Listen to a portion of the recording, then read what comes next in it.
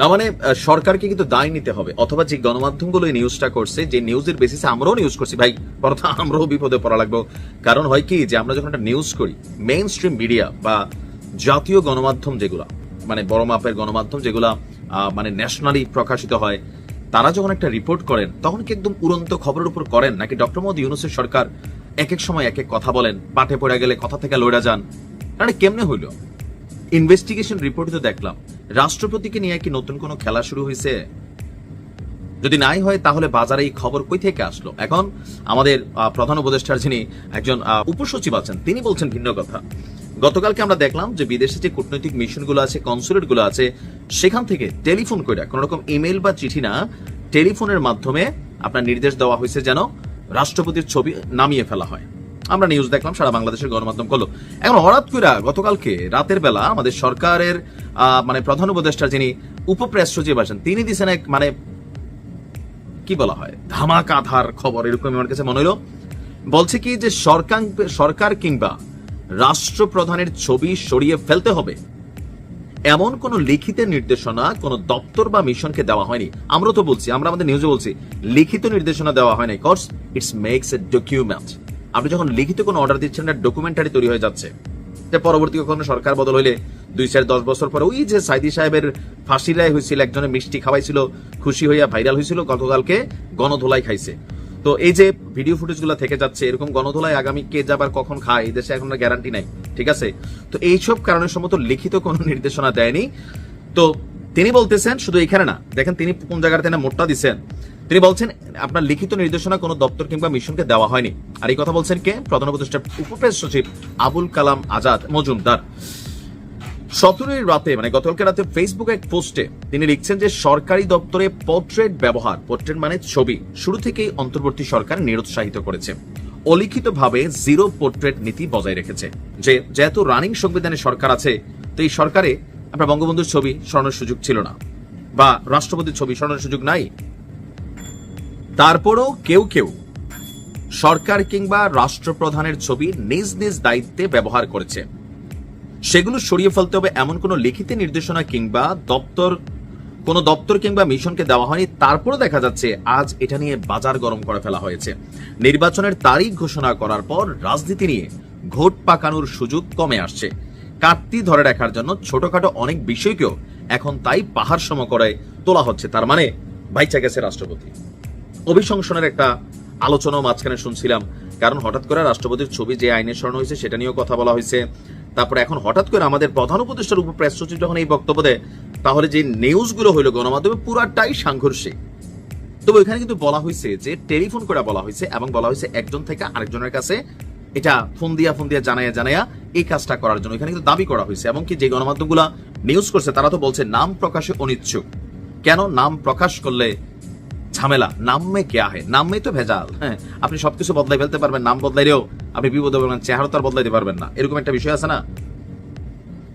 তো এই যাত্রায় হয়তো রাষ্ট্রপতি বাইচা যাচ্ছে না কি হচ্ছে, মানে আমি নিজেও একটু কনফিউশনে আছি। কারণ গণমাধ্যমে নিউজকে বেসিস করে তো আমরা নিউজটা করি, বিশ্লেষণটা আমরা নিয়ে আসি। তা আপনার কি মনে হয় যে উপপ্রেস সচিবের এই বক্তব্য আসলে কেমন, বা মানে কি আসলে, মানে আমরা কোন জায়গায় আছি? একটু ক্লারিফিকেশন তো দরকার। অদ্ভুত অদ্ভুত ঘটনা ঘটতেছে।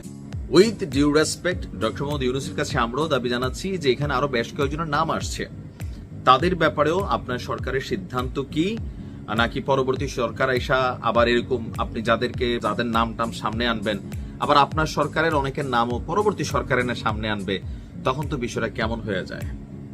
আমরা এখানে আপনার উপদেষ্টাদের মধ্যেও অনেকের পিএস এপিএস এর সাগর লুটপাটের ঘটনা শুনছি, বাট এগুলো নিয়ে কার্যকর পদক্ষেপ পরবর্তী কি হইল সেটা কিন্তু আমরা জানলাম না। যাই হোক, এটাও নিশ্চয়ই আসবে আজকে অথবা কালকে। তবে ডক্টর ইউনূসের অ্যাকশন শুরু, কেউই রেহাই পাবে না, কারণ তালিকা রেডি করা হয়েছে।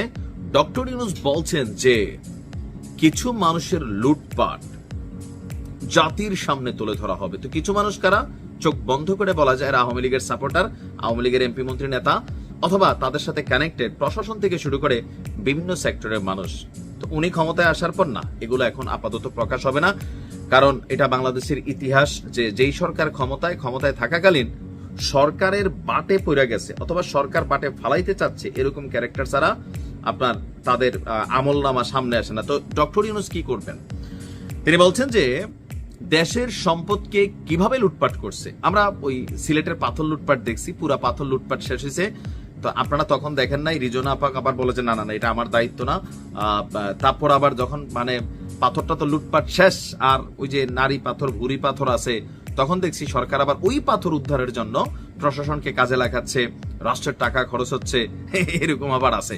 তবে লুটপাট কিভাবে হয় আপনি এই দৃশ্য একটু দেখা দরকার ছিল। নৌকায় বইরা বইরা নিছে স্যার, মাথাত করেও নিছে, অনেকে বেরিয়ে তো লইয়া গেছে, যে যেমনে পারছে। রাষ্ট্রের সম্পদ নিজের, দেশ আমার, তো পাত্তর তো আমারই, নিছিল, কিন্তু এখন আবার ফিরতও নিচ্ছে। যাই হোক, তো তিনি বলছেন যে সেজন্য সবগুলো সংস্থাকে জোটবদ্ধ হয়ে কাজ করতে হবে, এটা আমরা জানি। তো রাষ্ট্রীয় অতিথি ভবন যমুনায় গতকালকে জাতীয় রাজস্ব বোর্ড এনপিআর এর যিনি চেয়ারম্যান আছেন, এখন সাবেক যে চেয়ারম্যান ওনারও তো দুর্নীতির খবর আইছে, আবার এখনকার চেয়ারম্যানের পরবর্তী সরকার এসে আবার কি বের করে, কারণ বাংলাদেশে এখন এগুলাই হচ্ছে।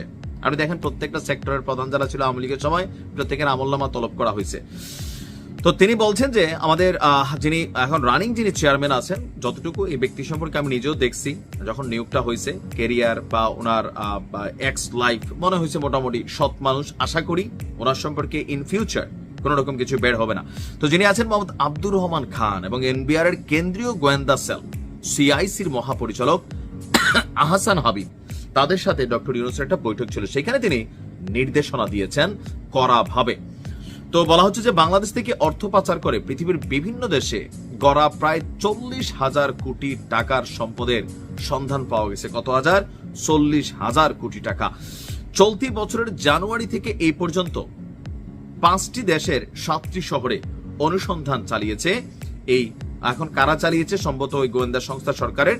তো এই তথ্য পাওয়া গেছে। তো বিস্তারিত জানার পর প্রধান উপদেষ্টা বলেন, অর্থ পাচারের সাথে জড়িত ব্যক্তিদের চিহ্নিত করো, চিহ্নিত করে আইনের আওতায় আনো, আর এর জন্য দুদক, সিআইসি, পুলিশের সিআইডি, অন্য যত সংশ্লিষ্ট কর্তৃপক্ষ আছে সকলকে সমন্বয় করে উইদিন এ শর্ট টাইম এই তালিকা যথাযথ ব্যবস্থা গ্রহণ করতে বলা হয়েছে। ইভেন বলছেন এমন দৃষ্টান্ত স্থাপন করতে হবে, কেমন?